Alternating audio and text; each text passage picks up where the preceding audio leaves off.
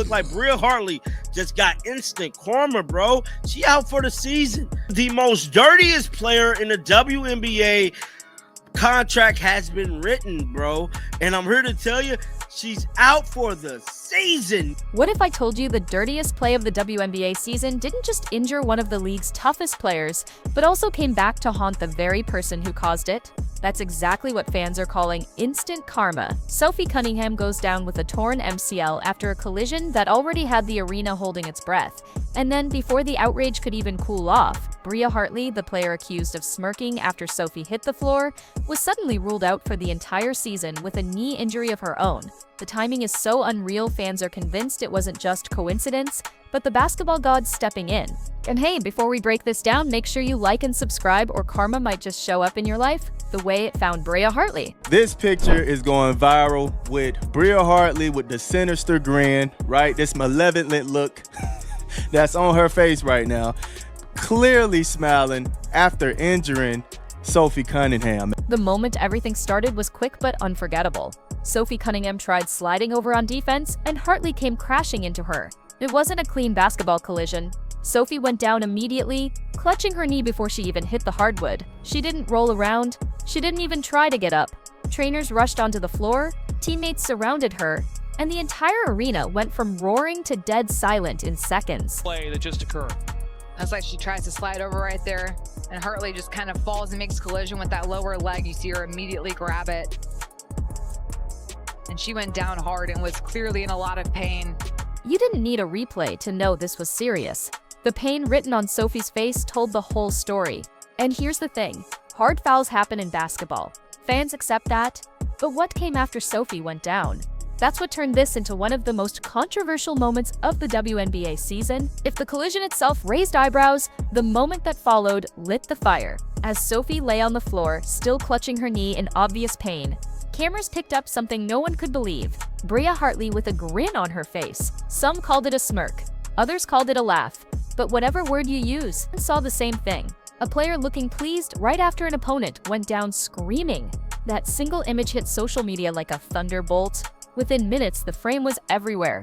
Shared on Twitter, Instagram, TikTok, even popping up in sports forums where WNBA discussions usually get buried under NBA headlines. But this moment couldn't be ignored. The still shot of Hartley smiling while Sophie was being helped off the court became the proof fans didn't even know they were waiting for. Proof, they argued, that this wasn't just an accident. Let's be clear here. Sophie Cunningham was targeted. Let's be very, very clear here. But Sophie Cunningham was flat out targeted by a dirty player. Because think about it, if it truly had been a normal collision, just two players going hard for position, you'd expect concern. Maybe Hartley offers a hand, maybe she looks over at Sophie with worry. But instead, a grin. And in the eyes of fans, that spoke louder than any official statement ever could. From that moment on, the narrative shifted. It wasn't just about Sophie's injury anymore. It was about intent. Did Hartley mean to hurt her? Was this another example of reckless, dirty play going unchecked? The smirk didn't just add fuel to the fire. It was the fire. Making all kind of excuses to say that Bria Hartley is not a dirty player. Let me tell y'all something, man. Come on in here. Come on in here, man. Let me tell y'all something. If it quacks like a duck, walks like a duck, eats like a duck, it's a duck, man. Come on, man. She is the dirtiest player in the WNBA right now, winning the trophy. All right, winning the trophy for it. Don't sit here and try to tell me Bria Hartley is not a dirty player. And once that photo went viral, there was no putting it back. Whether Hartley meant it or not didn't matter anymore. The perception stuck. And perception in sports often becomes reality. The outrage around the smirk didn't come out of nowhere. If this had been Bria Hartley's first controversial moment, maybe fans would have given her the benefit of the doubt. But the truth is, Hartley already had a file stacked against her long before Sophie Cunningham hit the hardwood. Take Angel Reese, for example. Earlier in the season, Hartley was caught in a rebounding battle with the rookie phenom. And instead of just boxing out, cameras appeared to catch her grabbing a handful of Reese's braids. Not a swipe at the ball, not incidental contact, a fistful of hair. Reese's immediate reaction said it all. Furious, shocked, and ready to defend herself. That clip spread like wildfire, with fans accusing Hartley of crossing a line that had nothing to do with basketball. To all of those defending Bria Hartley, Look at what she liked on Instagram. Emo, she's the dirtiest player in the league and should be kicked out.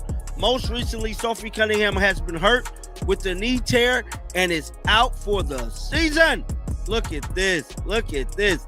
Now, Bria is the definition of consistency. Now, this is her liking this. This is her liking this post. Y'all see that? Breezy, 1414, and others. Bria is the definition. She's liking this post. Look at this. Death taxes and Bria Hartley always being at the scene of the crime. And that wasn't the only one.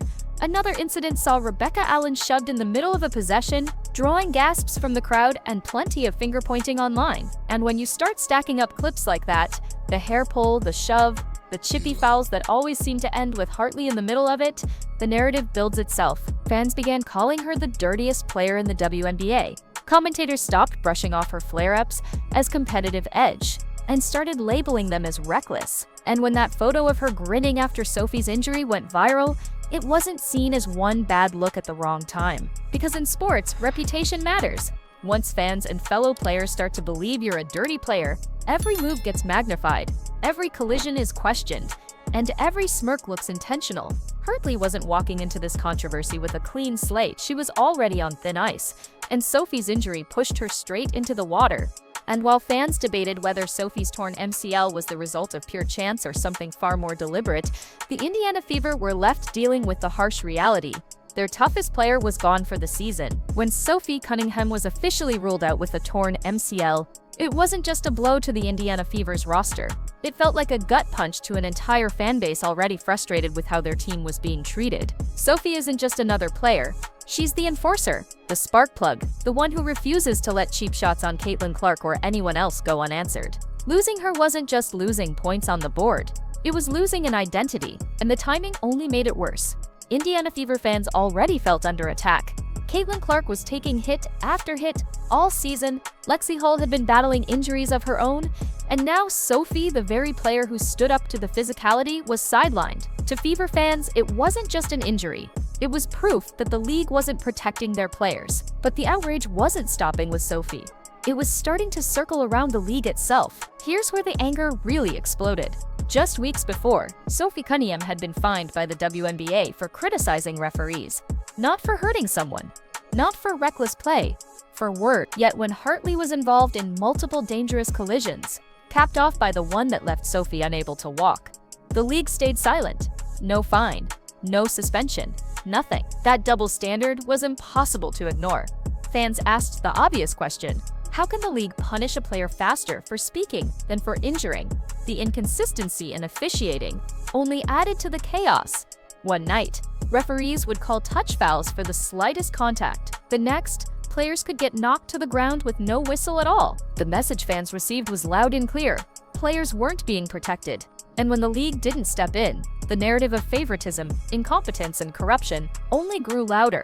By now, suspension chatter was everywhere. Commentators, blogs, and fans all demanded that Bria Hartley face discipline. She was already being called the dirtiest player in the league. The smirk sealed her reputation. Everyone expected the WNBA to finally act. But then, something happened that no one could have scripted. Before the league could hand down any punishment, the Connecticut Sun released a shocking statement. Bria Hartley would miss the rest of the season with a torn meniscus in her right knee. And here's the kicker: it didn't even happen in a game. It happened during a practice. The reaction was instant. Fans didn't see it as bad luck. They saw it as karma. The same player accused of laughing while Sophie Cunningham was in agony was now facing the exact same fate. Out for the season, needing surgery, forced to watch from the sidelines. Social media erupted with celebration, memes, and basketball gods jokes. Posts flooded in. Wonder if she's grinning now. Instant karma is real and prayers answered. For Fever fans who had been angry for days, the irony was too perfect to ignore. And just like that, the narrative flipped. The WNBA didn't need to hand down a suspension because fate itself had stepped in. Hartley's reputation was locked in as the villain, and Sophie was elevated as the victim who handled it all with grace. But what truly set Sophie apart wasn't just how she reacted to the hit, it was how she carried herself in the aftermath. While fans were still spewing venom at Hartley online, Sophie Cunningham chose a different route. Publicly, she downplayed the situation, calling the collision a basketball play, and even insisting that she didn't believe Hartley meant to hurt her. She said they were friends, and she held no ill will. But at the same time, Sophie wasn't afraid to show her fire. On Twitter, she posted just 4 words: F around and find out. It was sharp, bold, and unapologetic, a message to anyone coming after her or her family. In that moment, Sophie revealed both sides of herself: the competitor who doesn't hold grudges and the fighter who refuses to back down. That contrast only deepened the divide in how fans saw the two players. Hartley became the reckless villain who smiled at an injury. Sophie became the tough but dignified star who never lost her composure, even when she had every reason to lash out. And in the end, the universe seemed to back her up. Hartley was gone, removed from the equation without Sophie ever having to say a bad word. If losing Sophie could have been the excuse for Indiana to fold, they didn't take it. Instead, the Fever showed the exact resilience Sophie had embodied all season. Kelsey Mitchell exploded for 38 points against the Connecticut Sun, earning Eastern Conference Player of the Week. Lexi Hall stepped into a leadership role, keeping the team's morale steady. Aaliyah Boston battled inside, proving why she's one of the toughest post players in the league. And hanging over everything was Caitlin Clark, still being monitored day by day. Her eventual return had the potential to swing the Fever's season back into playoff contention. Sophie's absence hurt, no doubt. But instead of breaking the Fever, it hardened them. The toughness Sophie brought to the court lived on through her teammates. And suddenly, Indiana didn't look broken. They looked dangerous. Bria Hartley's season-ending injury grabbed headlines, but that's not the story that will last. The real takeaway is Sophie Cunningham's resilience. She went down in one of the ugliest moments of the season, carried herself with dignity while the league stayed silent, and showed fans why she's impossible not to root for. Hartley may be remembered as the villain who got instant karma, but Sophie? She's the fighter whose toughness now defines the Indiana Fever. And with Caitlin Clark's return looming, Kelsey Mitchell scoring at will, and Lexi Hall stepping up, this Fever team might just write the comeback story nobody saw coming. So what do you think? Was this all just coincidence? Or did karma really come for Bria Hartley? Let me know down in the comments. And don't forget to like and subscribe, or karma might just find you next.